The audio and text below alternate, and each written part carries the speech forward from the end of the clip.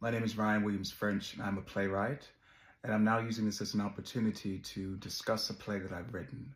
The play is titled We Called Them Angels, and it is my passion project.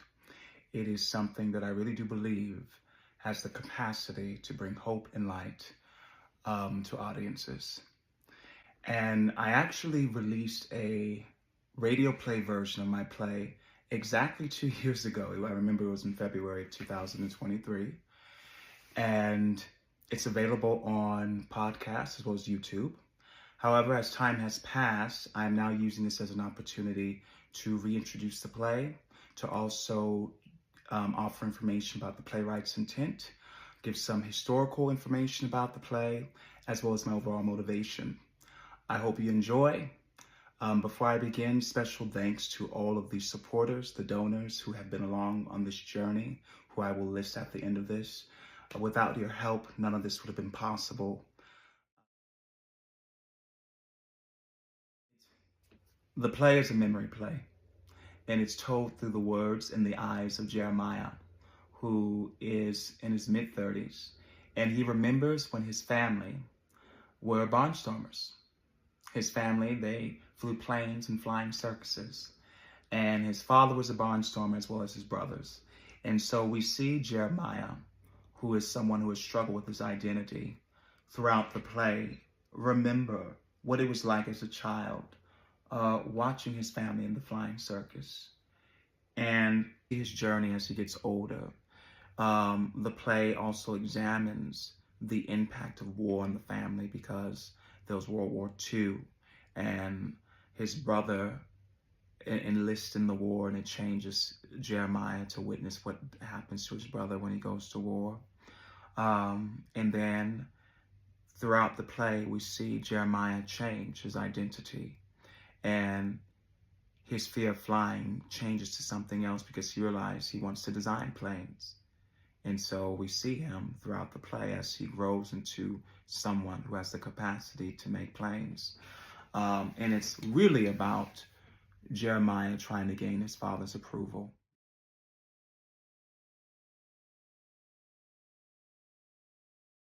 Barnstorming is an American novelty. There's so many American novelties, like, the musical. I remember as a kid, I was a huge fan of musicals, 1920s, 1930s, Fred Astaire, Ginger Rogers, all of that. My favorite channel actually was Turner Classic Movies, because I like musicals.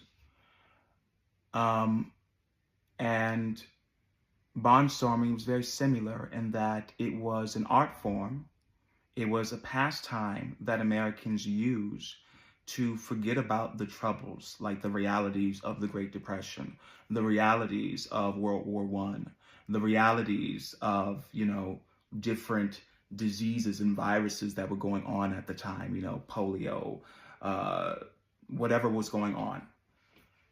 They could all flock together and watch these pilots do this. And I think that's what's so amazing about America. As much as we look at history and we know there's the issue of racism, we know there's sexism, there's still all these wonderful, beautiful moments in American history that makes us so American, so different than other countries, because we really are a melting pot. In spite of the racism, in spite of Jim Crow laws that was going on during the 1910s and 1920s, you still had Americans that would come together, black, white, come together, flock to these fields, these stadiums, because basically barnstorming, the reason why they call it barnstorming, is you would have these troops of pilots that would tour the country, similar to acting troops that would get on a train or get on a car, and they would drive through the country, and then they would stop somewhere. You'd have these pilots, they'd land somewhere, they'd borrow someone's barn in the Midwest, Oklahoma, Kansas. Someone would let them use their barn. And then around the barn, they would create a stadium. And you'd have thousands of Americans, the black community, the white community, whatever the community was a reflection of. Perhaps there were Native Americans, perhaps there were, some Latinos. The fact remains, you just had whoever was in the community, they would come together in this non-segregated environment to watch this spectacle. You had all these people in the arena. They'd sit in a circle, and they would watch these pilots get on the plane. They'd fly midair, and do the tricks. And I mean, the types of tricks that they would do is just amazing. Everything from having a bathtub on the plane, thousands of feet in the air, to riding a bicycle, to hanging on a string. I mean, these people were very intrepid. They were daring, and they were white pilots, black pilots. And I was fascinated by how courageous these pilots were. It's rather sad when you read about these pilots. As a kid, we all hear about Amelia Earhart. We hear about Bessie Coleman. They all had short lives, though, many of them, for the most part. If you were a pilot that did barnstorming, or you were well known for doing tricks, you probably had a short life. And I was amazed to find that as I was doing research, like how daring these pilots were, because many of them, they died in their 30s doing what they were doing. Like the Wright brothers. It's very daring. And I was amazed by the fact that these people, their dreams were much more important than life. I mean, that's the truth of it. They weren't afraid. They had no fear. They knew at any moment, this might be my last flight, but I'm going to do it. And that amazed me. And so I wanted to do a play about barnstorming. And I decided, you know what? I've never seen a movie. I've never read a book. I've never watched a play that's about a black person who was a barnstormer. And that's when I began writing the play. We called them Angels. I had envisioned, and still to this day I envision, I was like, you know what? This is a play for fathers and sons. Hopefully it's universal. I believe it's universal. People say it is when they read it and then they hear it. But ultimately, it's my hope that this is a play for fathers and sons. And so that was the intention when I wrote this, was to write a play for fathers and sons. And we see Jeremiah grow throughout the piece. We see him become a man. Something that I did as I wrote this play is I wanted to write a love letter to America, because barnstorming is not something that's really talked about. And yet it is such an American thing. I mean, when you see these photos, you say, of course, that's American. Only Americans would do something that crazy and that ridiculous, especially during the Great Depression or during World War I. But that's what makes us American, right? The history of us as a people overcoming mountains, overcoming traumatic things, this melting pot, and daring to dream, having the audacity to get on a plane, fly thousands of feet in the air, and play tennis. That's very American. And so it is my hope that if you listen to this play, you will kind of experience that. You will experience the celebration of America, because this is a very American play. I really wanted to celebrate America. You will experience the celebration of something that we've done in history during a very complicated time period. Because it is African American History Month, I am using this as an opportunity to reintroduce my play. And I really believe that African American History Month is a time for us, not only as African Americans, but as Americans overall, to celebrate the diversity of American history and the American experience. As I did research, I was blown away by the lived experience of Black pilots like William J. Powell, who was considered the Black prophet of aviation, and Bessie Coleman. Because for them, flying wasn't just a job. It was actually a spiritual thing. And I mean that because William J. Powell, he wrote a book, titled Black Wings. And William J. Powell was really of the belief that we as a people, Black people, white people, all people, we were to fix our gaze upon the sky and stop worrying about things on the ground like racism, injustice, things like that, greed, that we could as a people do better, be better, become more. And he invested his life to teaching people, particularly Black people, but his school was open to everyone. He had white students, he had women students. He was invested in teaching aviation, Like, it was his life work. It was his heart, teaching people how to fly. I was blown away by that. Times I remember when I was a kid and I learned about Bessie Coleman, I assumed that she was an Uncle Tom. You know, why she got to go to France? Why she had to be out there? Was she uppity?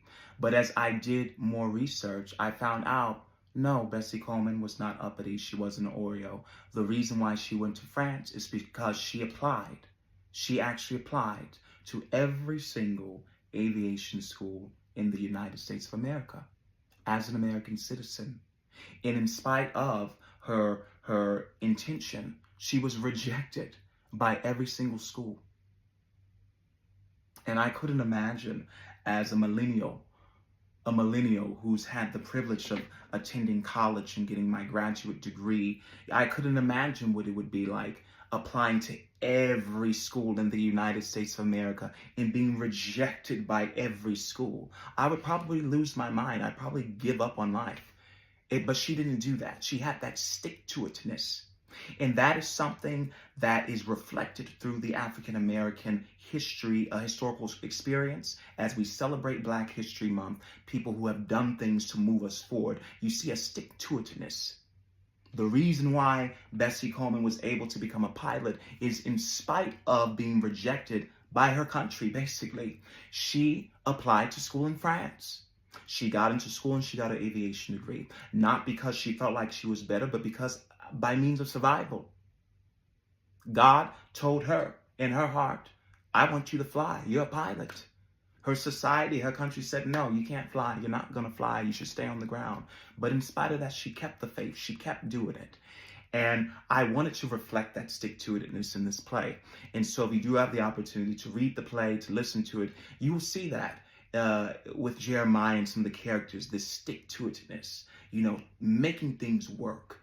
Again, it's a Black family flying planes in a flying circus, a very uncommon thing for the 1920s. And so they were on the margins.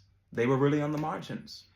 My motivation in writing this play was to encourage audiences, young and old, to soar after their dreams, no matter how impossible they may seem.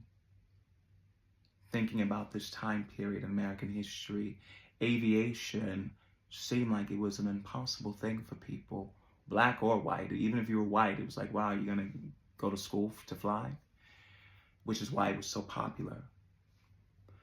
But using that as a metaphor, you don't have to be a pilot. Using it as a metaphor for any dream that you may have. Perhaps you want to open up a school. Perhaps you want to be the first person from your community to do something.